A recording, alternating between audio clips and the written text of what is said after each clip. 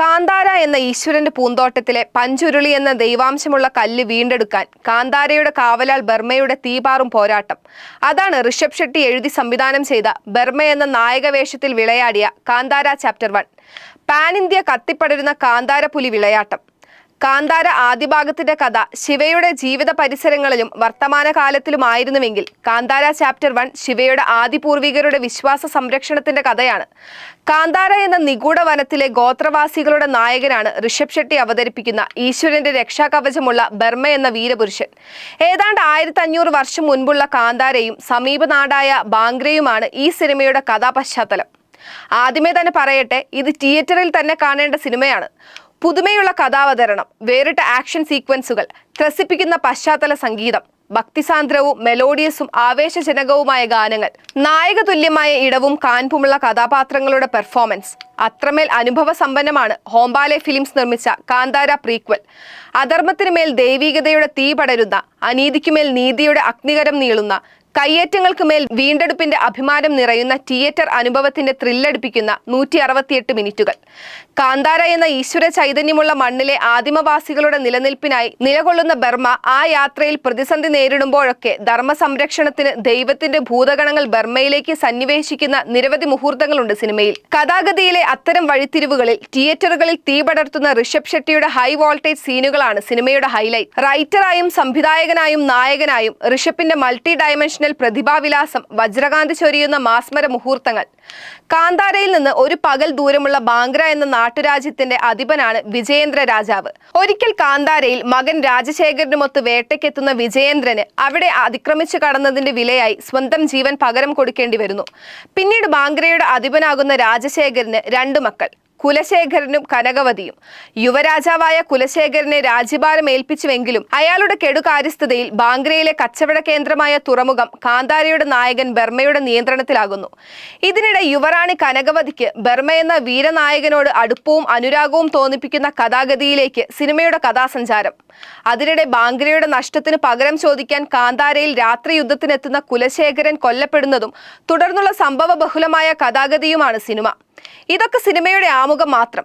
യഥാർത്ഥ കഥാഗതിയും അതിന്റെ ഉപകഥകളും വഴിത്തിരിവുകളുമെല്ലാം തിയേറ്ററിൽ തന്നെ അനുഭവിക്കുന്നതാണ് ത്രിൽ. രാജശേഖരനായി ജയറാമും കുലശേഖരനായി ഗുൽഷൻ ദേവയ്യയും കനകവതിയായി രുക്മിണി വസന്തും സ്ക്രീനിൽ പുതുമ നിറയ്ക്കുന്നു. അനുഭൂതിയുടെ സിരകളിൽ ആവേശത്തിന്റെ ചോര തിളയ്ക്കുന്ന സീനുകളുടെ ഘോഷയാത്ര തന്നെ കാന്താര ചാപ്റ്റർ 1. ബാംഗ്രയിലെ കച്ചവട കേന്ദ്രത്തിലെത്തുന്ന ബർമ്മ യുവറാണി കനകവതിയെ തേനീച്ച ആക്രമിക്കുന്നതിൽ നിന്ന് രക്ഷിക്കുന്ന സീനിലാണ് ആവേശത്തുടക്കം. തുടർന്ന് ബാംഗ്രയുടെ വിരിമാറിലൂടെ ബർമ്മയുടെ തേരോട്ട സീക്വൻസുകളുടെ വിസ്മയം. രാജാവിന്റെ കുതിരയെ മെരുക്കുന്ന ബർമ്മയുടെ തന്ത്രങ്ങളും തുടർന്നുള്ള സീനുകളും കനകവതിക്ക് മുന്നിൽ അയാളുടെ വീരത്വവും നായക പരിവേഷവും അനാവൃത്തമായ മുഹൂർത്തങ്ങളാക്കുന്നു. കദംബ ദേശത്ത് നിന്ന് കാന്താര മോഹിച്ചെത്തുന്നവരിൽ നിന്നും കാടിനെ രക്ഷിക്കുന്ന പുലിദൈവത്തിന്റെ കിടിലൻ സീക്വൻസുകളാണ് ഈ സിനിമയുടെ മറ്റൊരു ഹൈലൈറ്റ്. ഋഷഭ് ഷെട്ടി എന്ന റൈറ്ററുടെ വേറിട്ട ഭാവനയുടെ ദൃഷ്ടാന്തങ്ങളിൽ ഒന്നാണ് ഈ സീൻ. കാന്താര ചാപ്റ്റർ 1 സിനിമ തന്നെ ഋഷഭ് എന്ന തിരക്കഥാകൃത്തിന്റെ വേറിട്ട ഭാവന വിടർത്തിയ പുതുവസന്തം എന്ന് പറഞ്ഞാൽ അതിശയോക്തിയാവില്ല.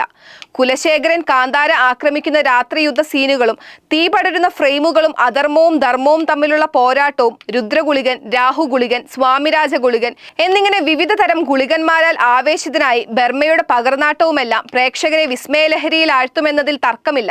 അരവിന്ദസ് കശ്യപിന്റെ ഛായാഗ്രഹണവും അജനീഷ് ലോക്നാഥിന്റെ പാട്ടും പശ്ചാത്തല സംഗീതവും ആ സീക്വൻസുകളെ ആവേശഭരിതമാക്കുന്നു.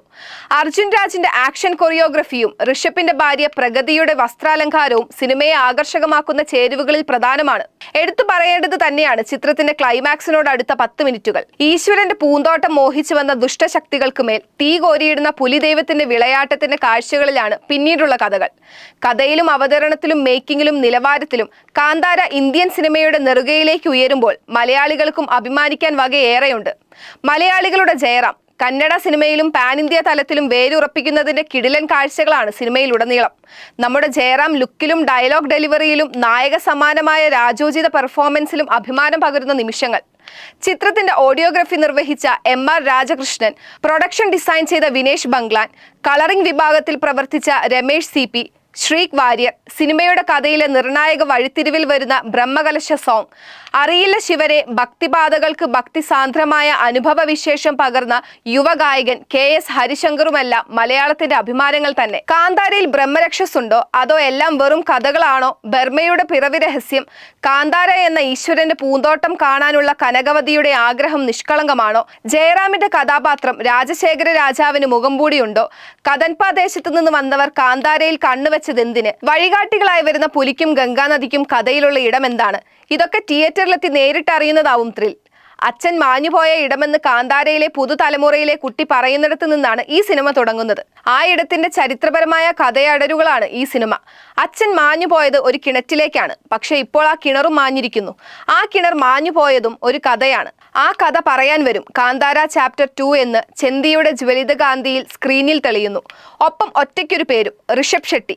കാന്താര സീരീസിന്റെ അഴകും ആത്മാവും നായകനും മേക്കറുമായ ഒരേ ഒരു പുലിജന്മ പിറവി.